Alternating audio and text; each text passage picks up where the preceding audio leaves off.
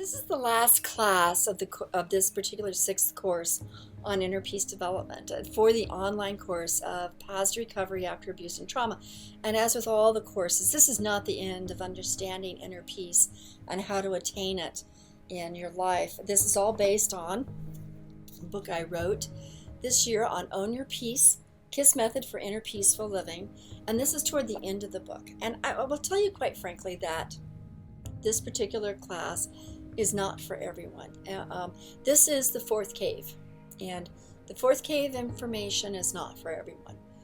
It's something that you have to really hunger after, pursue. It's not necessary to go to this fourth cave to have wonderful inner peace experiences. This is the level where you are really in pursuit of transformational work that's transcendent and ascendant. And I'm going to explain what those terms are in a moment. But don't feel like this is your cup of tea. And if you're not into the more metaphysical, spiritual practices, it may feel like a bunch of hogwash. I totally respect that. I certainly have a side of me that lives in skepticism as well. But nonetheless, I think it's really important to know that these very powerful tools really do have a great deal to do with many aspects of inner peace and with the power of living. And that is considered in this particular book. I have a lot of interviews with wonderful people that help discuss a lot of the topics. I'm going to go through the topics briefly and also the people who help me deal with that. The first one, I see my book is referenced here. This is the book on spiritual paths for successful life. And also there's another book very akin to this called Spiritual Gurus, Spiritual Paths, Your Choice. And they're both, this is the more modern version of that. This has 14 different approaches to spiritual consciousness. And with the idea that all of these spiritual ways of having spiritual consciousness is actually amazing and it has tremendous impact on our lives. But it's not for everybody, because not everybody wants to go a faith-based or a spiritual path-based way of doing it. But in this book, I also talk about nature, science, business, and money earning as also, and random acts of kindness. Those have nothing to do with faith-based practices and everything to do with spiritual paths of sorts.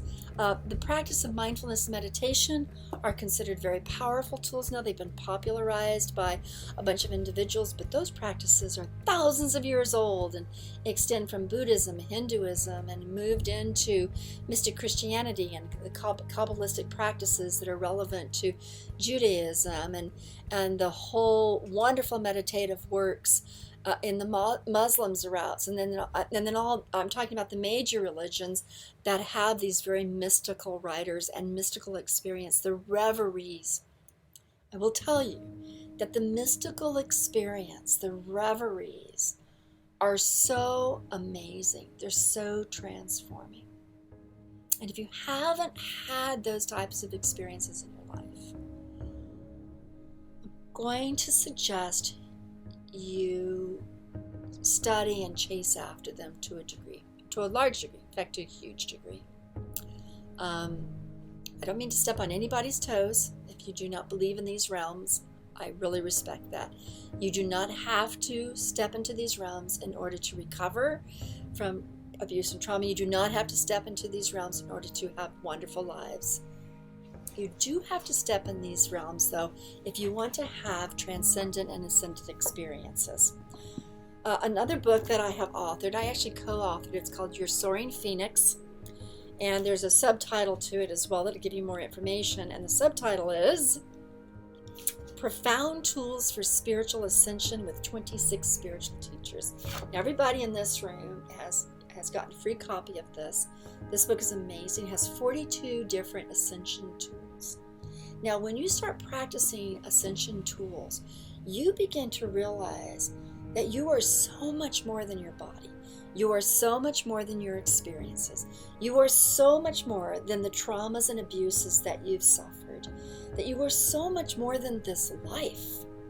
You are so much more than the bruises that have harmed your body and your soul and your mind and your memories. You are so much more than all of that. And that's why this transcendent, ascendant part of this is part of inner peace and part of this path to recovery after abuse and trauma. Because once you realize that you're so much more than all of that, I mean, hugely more than all of that, you begin to realize that what you have gone through is usable, can teach you, is meaningful, purposeful, and still awful. And that you are hugely capable of managing that and so much more, because you now know you are so much more. I'm going to go to one of the authors that I interviewed called Erica McKenzie. She wrote a book, Dying to Fit In. She is one of the near-death experience individuals that I have interviewed on my radio show. And for those of you in the class, this will be attached to the inner peace and different parts of these courses. You'll be able to see her interview. And she discusses how hellish she personally made her life. She personally, because of so much self-loathing, made her life hellish. She admits it. She couldn't get out of the trap. And as a consequence of the hell that just kept progressing and snowballing in her life, she died. She died. She was in a hospital. She was in a state of death for a long time. Interesting to say state of death, right? With the onset of resuscitation medicine, we now know that we can actually keep a body functioning even though the brain's flatline and the heart's flatline. We can lower the temperature of the body and keep it in a suspended animation. And then while there is recovery or medications offered, we can actually heal the body, and then the brain will wake up and the body will turn back on, the heart will come back. And we know that there's a space and a time where the person, for all purposes, is dead, and for all purposes shouldn't be coming back. But we now take advantage of that space, and we call it resuscitation medicine. It's just fascinating. Erasing Death, I think, is a book where this is discussed by a physician. This is a fascinating field.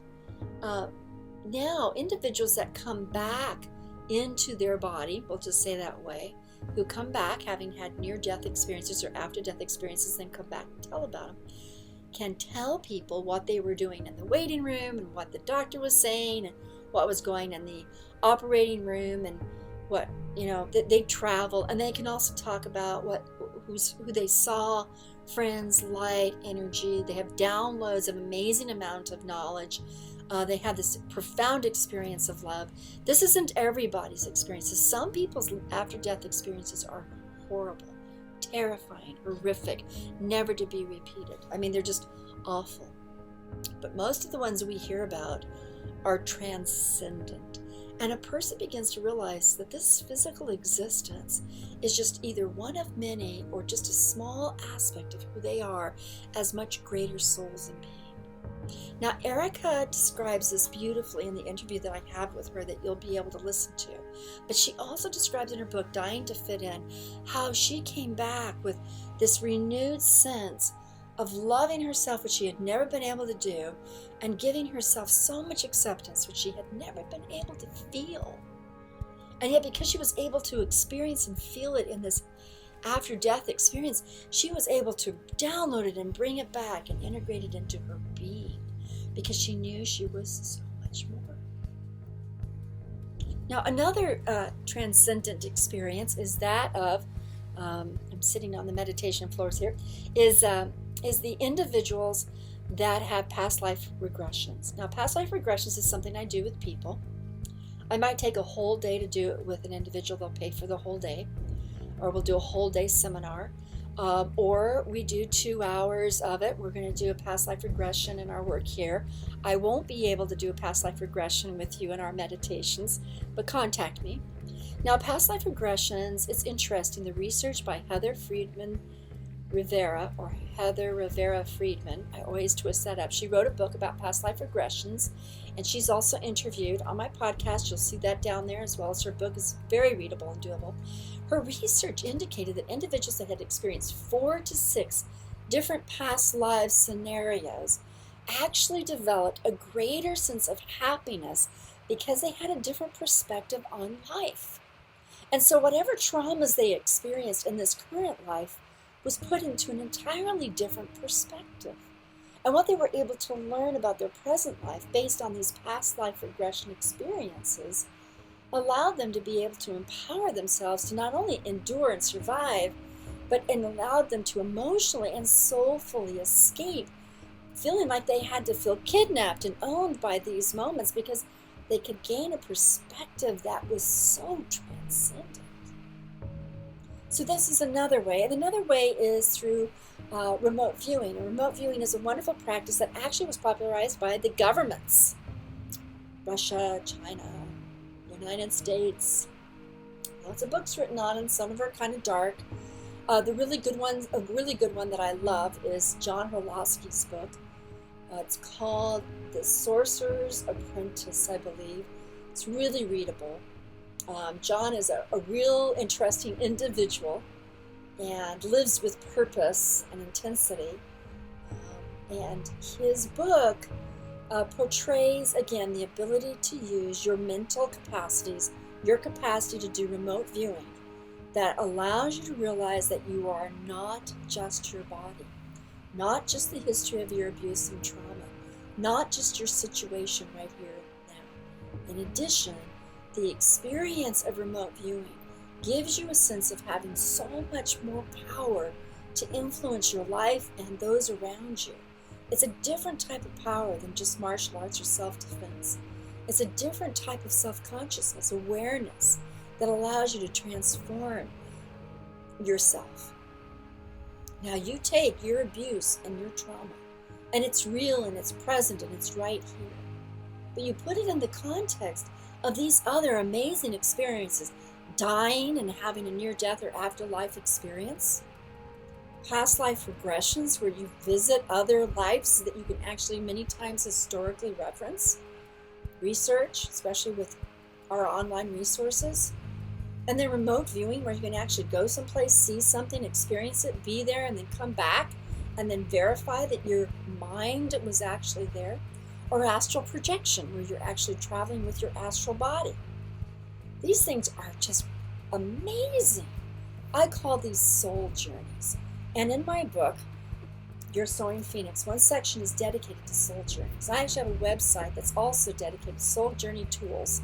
And also I have a YouTube that's all about spiritual journey tools so that you can practice these experiences. I highly recommend this for individuals that have had abuse, traumas in their past. And what I find really important for all of us to notice is this. Most individuals that survived and endured abuse and trauma had what's called an out-of-body experience. In psychology, we call this depersonalization moments or dissociative moments. I think those are appropriate as well, and it certainly is a paradigm of looking at something where an individual has separated from themselves. A bit of the soul has left, and then it leaves behind it a fragmented part of the soul that needs to be reintegrated. And I discuss that in my book, Paths to Recovery After Abuse and Trauma as well, and we'll discuss this in one of our courses. But in addition to all of that, just imagine that you begin to know who you are on a soulful level, not just the mind, which we've been talking about as well, but on a soulful level, where you begin to be able to observe yourself in the context of something so much bigger than your body and your experiences in this moment.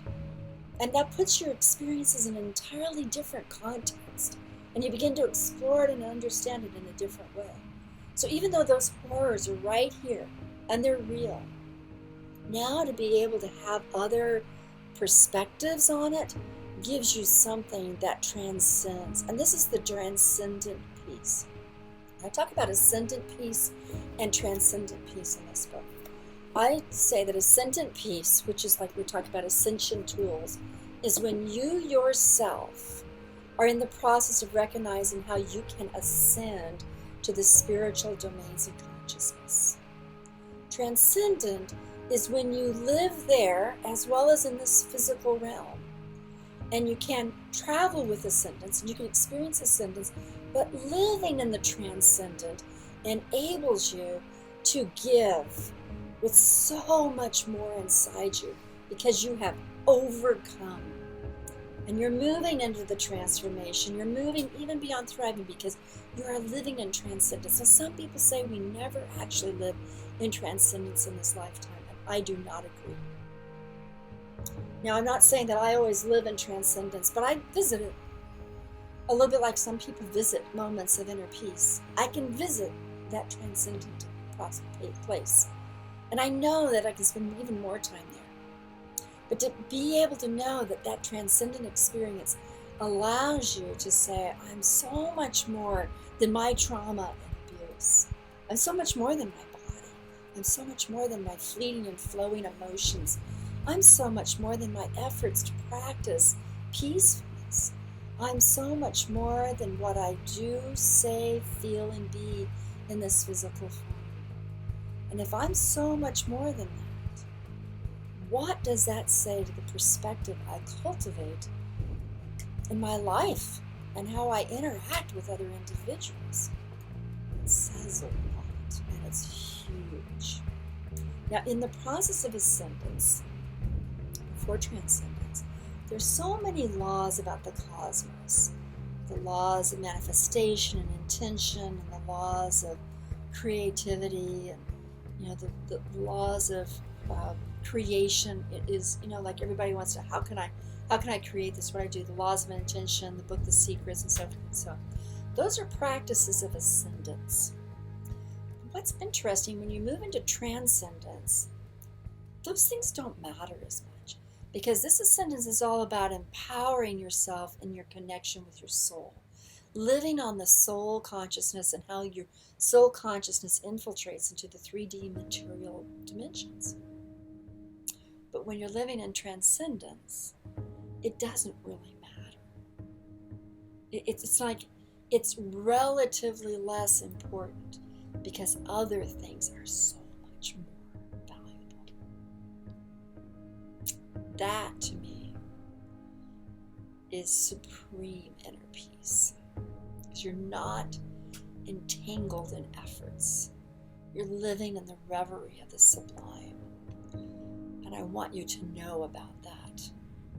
Even while you're struggling in the first cave or the second cave, or maybe you don't even know how to get the drawbridge of your castle down, so you don't have to deal with the crocodiles or the cold of being outside your castle. I want you to walk into that castle. I want you to own it. Know that every room, every furniture, every human being, everything you've populated in that castle is yours.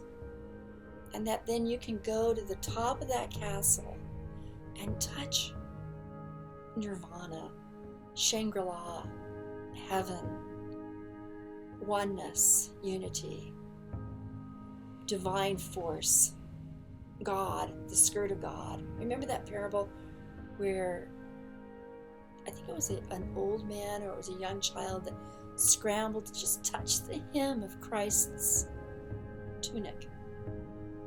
And Christ immediately said, who touched me? Who took my energy? Someone took my energy. And then sheepishly the person comes out and says, I did. I touched the hem of your skirt, knowing that if I touched the hem of your skirt, that I would be healed. And it's that kind of knowing that there is that realm and that we can touch it, but maybe we can even dwell in it. It's that realm, that elevation, that mystical reverie, that when we move in it, feel it, embrace it, and dwell in it, we have owned our entire castle of inner peace. And maybe that's because we begin to dwell in the realms where inner peace and love are profound and supreme and truly the only authentic thing that goes on in this world, even in this 3D world, even though it's so blinded and shrouded and stomped upon in this three-dimensional plane, including the abuse and trauma we survived. And I'm not making light of how real that is and how awful that is. But I'm also not going to sell you down the river and say that that's all you have to go for, because there's so much more available for you.